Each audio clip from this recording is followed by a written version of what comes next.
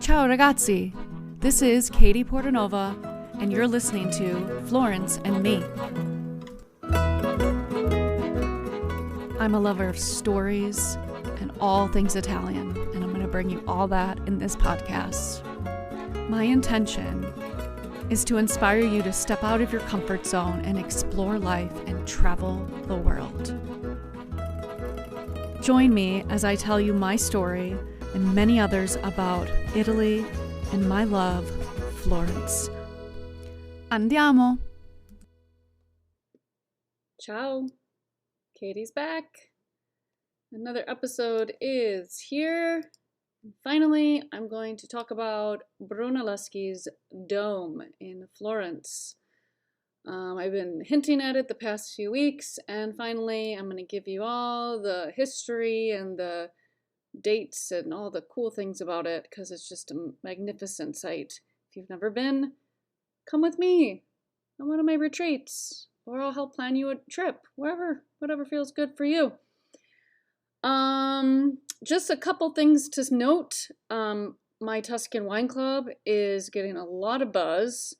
So if you are interested at all, the link, I'll put it in the notes of this episode to join the wait list, because we're going to drop it. It's going to launch in January of next year.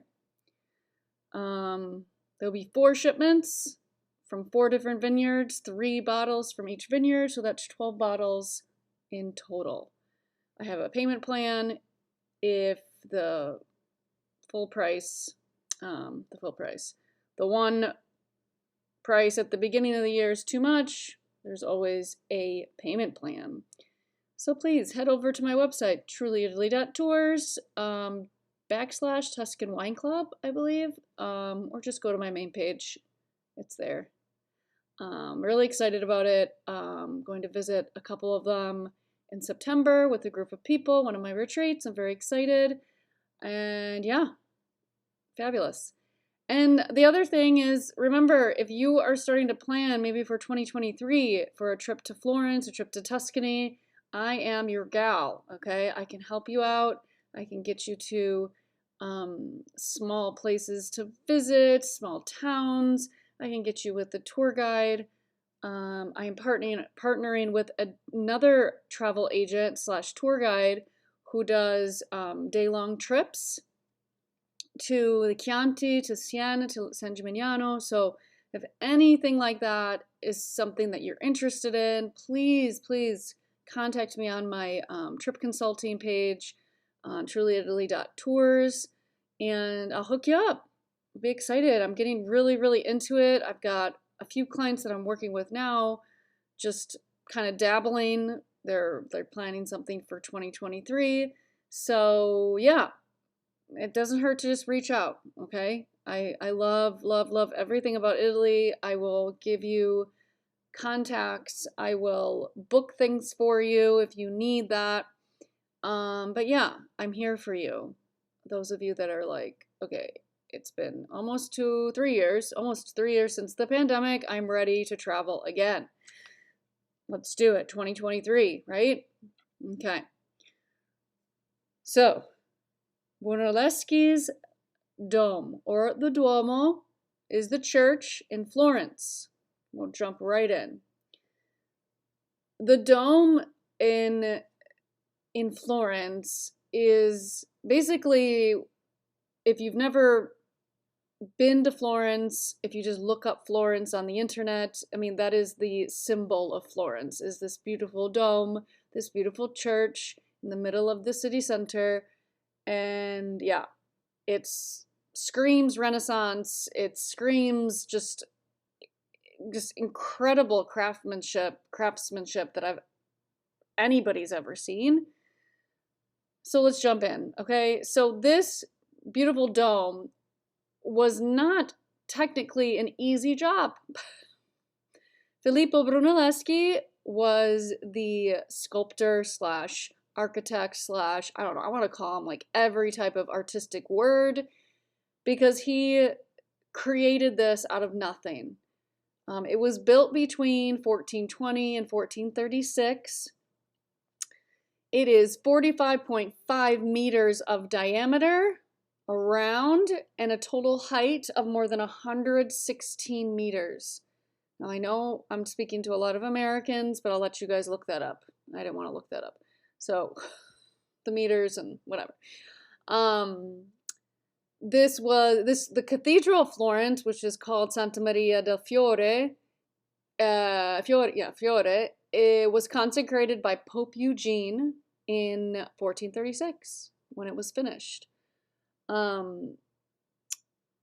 Yes. So the structure itself is not supported by anything, really. That's why it was like a complete innovation of Filippo's to create this. And I remember when I first came to Florence in 2002, I always like to say 2002, I don't know. I was just flabbergasted at how enormous it was, and also how one would actually then also create the stairs that go up to the top of the dome.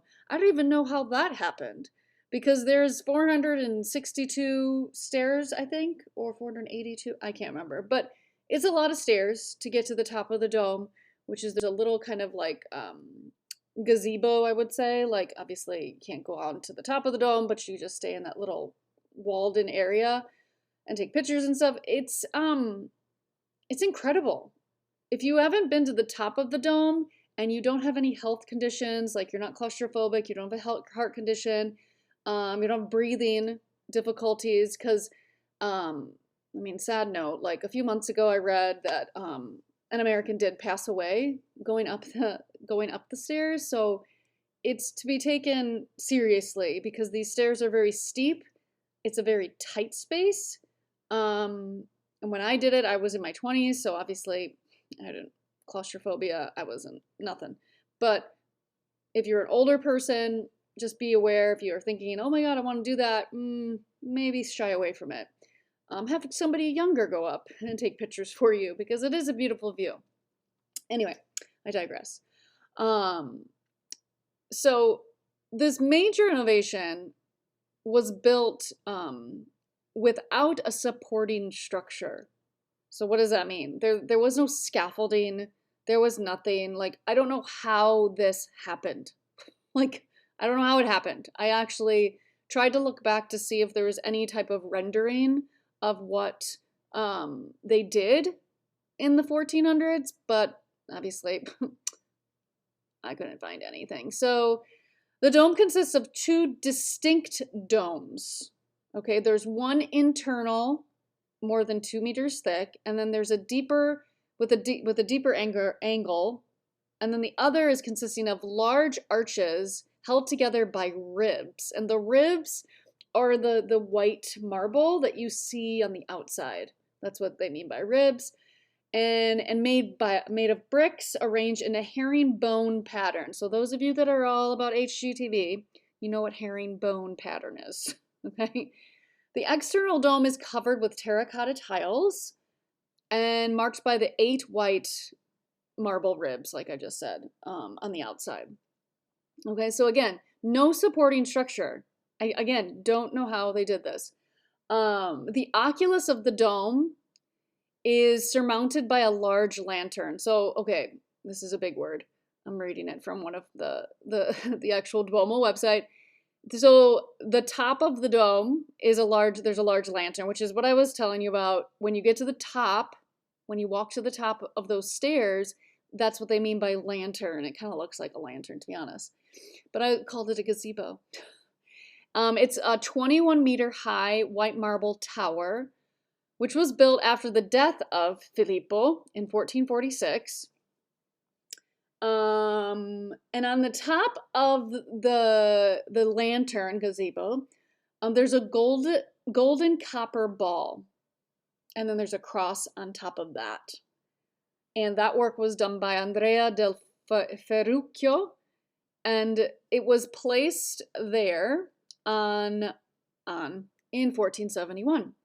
Now, a funny little known fact about that copper ball There is a spot behind the Duomo, so not in front of the facade where the baptistry is, behind the Duomo. And if you ever come on a tour with me and a retreat with me, I will show you where this is.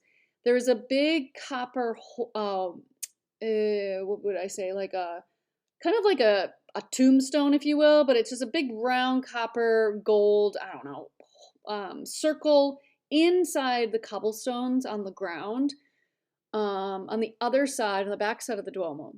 On a stormy night in the 1600 exactly, January 17th, 1600, there was a huge storm, and it was pouring rain, lightning, and at a certain point, the ball was ripped off the support bracking, which was on top of the lantern, okay, and it fell to the ground, into the cobblestones, like deep into the cobblestones.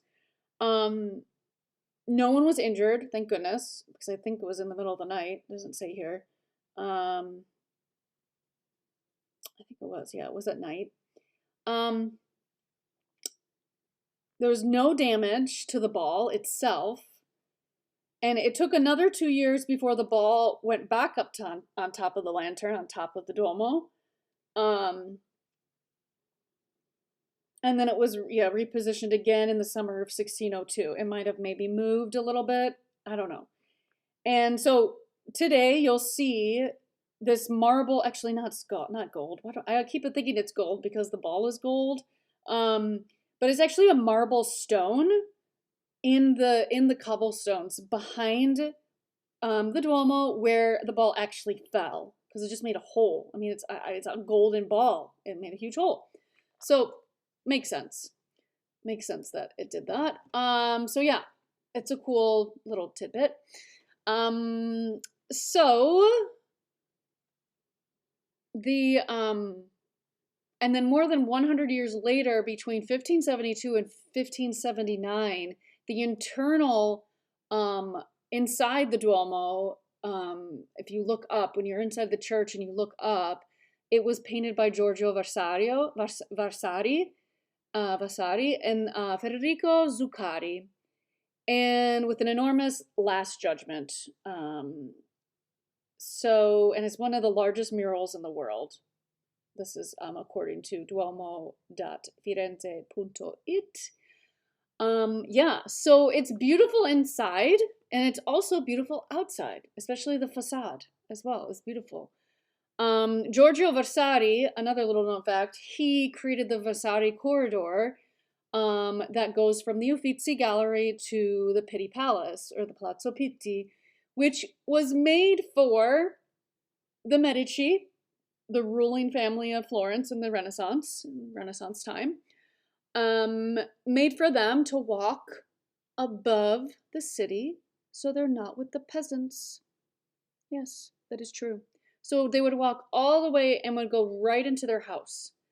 And again, if you're on a tour with me, I will show you exactly where it is. It's really a really cool thing to see, especially from the road, because it's not really, especially after you pass the Ponte Vecchio, because you can see it right above the Ponte Vecchio. And then after you pass and you go to the Altorano, which is on the other side of the Arno River, you can't kind of miss it, and you can't really see it in between some of the buildings, but then it actually walks through another church, which is another cool thing to see, Santa Felicita. Anyway, so yeah, so that's about the Duomo. Like, it's a really short story, but I think it's a cool one because there's nothing like it in the world. There is something similar that I've read up on recently, and the town is called Semifonte. Semifonte. So Semifonte is a very interesting story. Again, a very short one. This is why I chose to say it. So Semifonte was once a very thriving city. Now, I don't have any pictures of it as it once was, but it was a walled-in city from what I've read.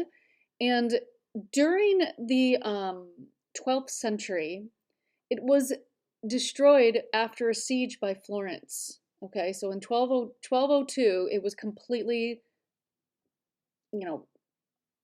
taken off the face of the earth. Meaning, during that time, Semifonte was it's right in the middle between Florence and Siena, and it looks over the Elsa Valley. So nearby there's Barberino Valdesa, and the remains of this town is in that city. So you can find Semifonte, but you won't find anything else but what I'm about to tell you. So it's at the intersection of two main routes on the Via Francigena, which is the how do I say, the pilgrimage path from Canterbury, England, to all the way to Rome. So this is Via Francigena, and Via Chiantigiana, which is takes you to Tuscany, or takes you to, sorry, Chianti. So during this time, it was a very specific city that needed to choose sides, because at this time in the 12th century, Florence and Siena were at war. Okay, so this city needed to choose which city they wanted to be for, okay, or be with, or fight with, and they chose wrong. This is what Lorenzo Lucci told me the story at Casa Lucci, the winery we went to in June. They chose wrong, and they should have went with Florence, and instead they went with Siena. Now, Semifonte is very close to Florence, mind you, so you would have thought that maybe they would go with Florence, but they didn't. So when the siege happened, they decided to create, basically exiled everybody from that city. They demolished it, anyone that survived, and nobody was ever able to build on the site again. So the stone was transported to nearby Barberino Valdesa and used in 1204 to build walls that still stand today. So a lot of the stone was used for nearby towns to build up their walls on the sides, on their side. So it was not until the 16th century that there was a commemorative chapel dedicated to Saint Michael, which was built on the site of Semifonte. So this chapel is an exact replica, almost, of Brunelleschi's dome. So again, going back to the Duomo. It's a 1/8 scale replica of the dome, of Brunelleschi's dome. And so there's nothing really that remains in the city of Semifonte. Actually, if you look up Semifonte, it'll take you right to this chapel. There's nothing else around it. It's all like nature. Like there's nothing. There's one tower of the southern gate, Porta San Niccolò, that's near, I believe, the chapel. Yeah. And there's buried remains that are nearby as well. Yeah. So it's kind of a cool story. Not really a cool story for the people that were living there at the time, but it's a very cool relic to see, since it just stands alone. And then I looked on, it's funny story. So I looked on Google Maps to where it is and like how it looks and like how big it is and stuff. And you know how you can move the little yellow guy to see the actual road and what's around it. And there was a wedding going on there, like inside the chapel. I saw the wedding party, and it's kind of cool. So people have their weddings there. But yeah, another thing that I plan on taking people that are interested to Semifonte, because it's a very unique story. And what's left of that town is just this replica of the Duomo, of the Brunelleschi's dome. Basically to say, haha, you chose wrong. Florence was the right choice. So, yeah. But yeah, that's all I got for today. I'm really working hard on getting the word out there for other types of events if you live near me. outside of Chicago. So, if you're on my email list, you're going to see some things that I'm going to be doing in the near future. And yeah, if you are, like I said, if you're planning a trip to Florence or planning a trip to Tuscany, I'm happy to help. I literally thrive on this. I love looking up new places to go. I love connecting to new venues. And even if you don't need a villa or a B&B or an agriturismo to stay in, that you're just looking for activities, reach out to me. I'd be happy to help. They're all priced case by case basis. I gave some examples on my website of pricing and stuff. So yeah, that's really what my passion has started to become more, because I keep looking up more things for more people. So I found a lot of cool things. And I'm creating great relationships thanks to everybody that's reaching out. I'm creating great relationships with the new vendors and new vineyards and new people in Italy as well. And those of you that don't know me personally, just so you know, me and my husband are planning on moving back, hopefully sooner rather than later, to Tuscany, because it's time. We're just ready to go back. And I miss it there. I really do. And yeah, so it's going to be my home once again, even though it's still my home in my heart. I just can't wait to share more with people that are looking for a change and something to immerse themselves into culture and into life, because life is fleeting. Time is fleeting. It's nice to have a trip planned without the headache of making sure you confirmed and making sure that, oh my God, did I book the driver, or did I forget to message back the tour guide? Like, I could be that person for you and make sure everything's lined up. So you only live once, right?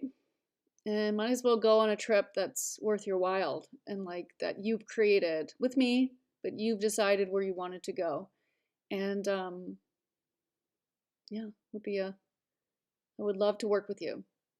So I will let this end now. Allora, buonanotte, buonasera, buongiorno, wherever you are, wherever you're listening.